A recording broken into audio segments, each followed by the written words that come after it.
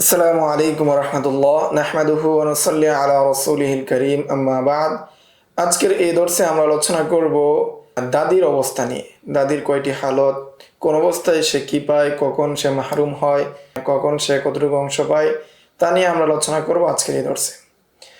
আহওয়ালুল জাদ্দাতি লাহা হালাতান, যে দাদির অবস্থা দুটি। প্রথম অবস্থা হলো আল আউয়াল, যে প্রথম অবস্থা হলো আল জাদ্দাতু লি উম্মিন কানাত আও লি আবিন ওয়াহিদাতান কানাত আও আকসারা লাহা আসসুদুস। যে দাদির অবস্থা, যে মায়ের দিক থেকেই হোক, অর্থাৎ নানি হোক অথবা দাদি হোক, আউলি আবিন ওয়াহিদাতান কানাত আও আকসার, একজন হোক অথবা একাধিক হোক। ইসলামী শরীয়তে যেহেতু একের অধিক 4 পর্যন্ত বিবাহ বৈধ, সেই হিসাবে দাদি এবং নানি একাধিক হতে পারে। যে একজন হোক অথবা একাধিক হোক, সর্ব অবস্থায় সে সুদুস পাবে। ইদা কুন্না সাবিতাতিন মুতাহাদিয়াতিন ফিদ দারজা, যদি দাদিরা সবাই একই স্তরের হয় এবং একই প্রজন্মের হয় তাহলে। আসানি, দাদির দ্বিতীয় অবস্থা হলো ওয়ায়াসকুতনা কুল্লুহুন্না বিল যে যদি মা থাকে তাহলে যত দাদি রয়েছে সব দাদি কি হয়ে যাবে? মাহরুম হয়ে যাবে। ওয়াল আবুইয়াতু আইযান বিল আবি ওয়া কাযা বিল জাদ্দি ইল্লা উম্মুল আব, এমনিভাবে পিতার সম্পৃক্ত ঊর্ধ্বতন যারা রয়েছে তারাও সাকেত হয়ে যাবে, তারাও মাহজুব হয়ে যাবে যে বাবার দ্বারা। অনুরূপভাবে দাদার দ্বারা তাদের পূর্ববর্তী যে দাদিরা রয়েছে তারাও কি হয়ে যাবে? মাহজুব হয়ে যাবে। তবে ইল্লা উম্মুল আব, তবে দাদি ব্যতীত। ফাইন্নাহা তারিসু মা আল জাদ্দি লিআন্নাহা লাইসাত মিন কিবালিহি, দাদি তার স্বামীর সাথে, অর্থাৎ দাদি দাদার সাথে কি হয়? মিরাসের অংশীদারি হয়, কেননা সে তার দিক থেকে নয়। ওয়াল করিবাতু মিন আইয়ি জিহাতিন কানাত তাহজুবুল বাঈদাতা কানাতিল করিবাতু ওয়ারিসাতান আও মাহজুবাতান, যে নিকটাত্মীয় যারা রয়েছে সেটা যে কোনো দিক থেকেই হোক, সে দূরবর্তী আত্মীয়কে বাধা প্রদান করে, মিরাসের অংশীদারি হওয়ার ক্ষেত্রে সে বাধা প্রদান করে।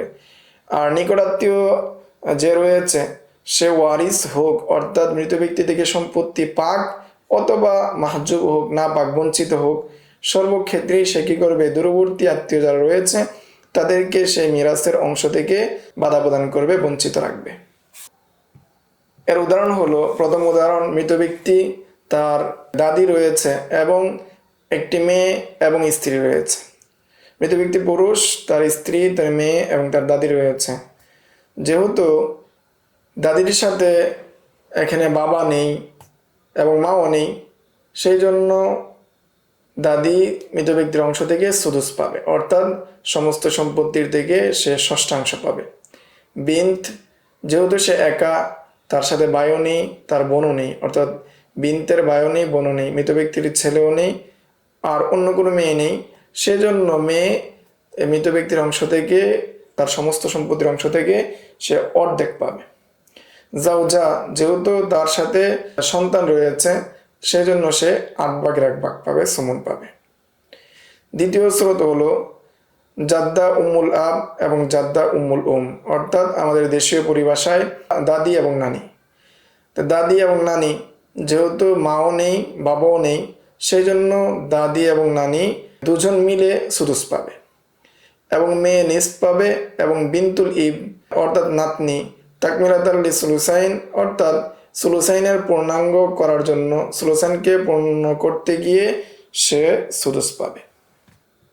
এরপরে আসি আমরা দাদির দ্বিতীয় হালত, আল হালাতুস সানিয়া। দ্বিতীয় হালত হলো মাহরুম হওয়া। এর উদাহরণ হলো যে এক ব্যক্তি মারা গেল, তার দাদি রয়েছে এবং তার মা রয়েছে এবং তার মেয়ে রয়েছে। দাদি মা থাকার কারণে মাহরুম হয়ে যাবে এবং মা, যেহেতু তার সন্তানাদির সাথে সে এসেছে, অর্থাৎ মৃত ব্যক্তির সন্তান রয়েছে, সেই জন্য মা ষষ্ঠাংশ পাবে এবং মেয়ে ওই মৃত ব্যক্তির অংশ থেকে নিসফ বা অর্ধেক পাবে।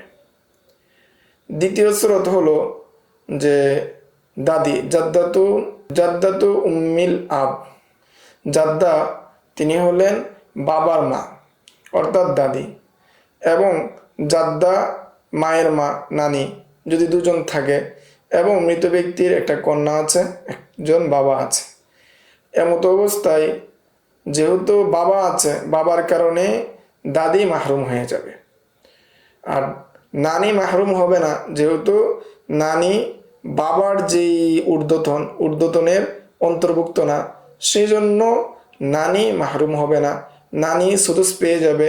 এবং বিন্ত যেহেতু অন্য কোনো ভাই বোন নেই, সেই জন্য সে নিস পাবে এবং বাবা সুদুস পাবে।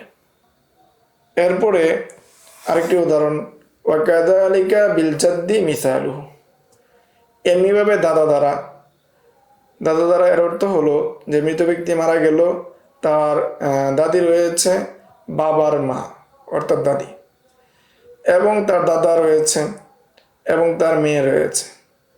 যেহেতু এখানে বাবাও নাই মাও নাই, মৃত ব্যক্তির বাবাও নাই মাও নেই, সেই জন্য দাদি এই জায়গায় সুদুস পাবে এবং দাদাও সুদুস পাবে এবং মেয়ে নিস পাবে।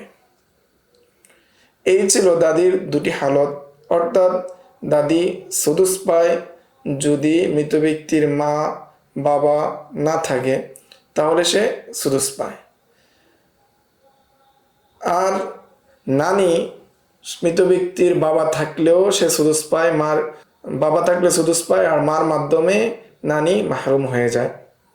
এখান থেকে আমরা বুঝলাম দুটি বিষয়, অর্থাৎ দাদির দুটি হালত আমরা জানলাম। একটি হলো দাদির সুদুস হওয়া অর্থাৎ সুদুস পাওয়া, ষষ্ঠাংশ পাওয়া, আরেকটি হলো মাহরুম হওয়া। আজকের দর্স এই পর্যন্তই। সামনের দর্সে আমরা আরও হালত নিয়ে আলোচনা করব। আসসালামু আলাইকুম ওয়া রাহমাতুল্লাহ। ومن يؤت الحكمة فقد أوتي خيرا كثيرا وما يذكر إلا أولو الألباب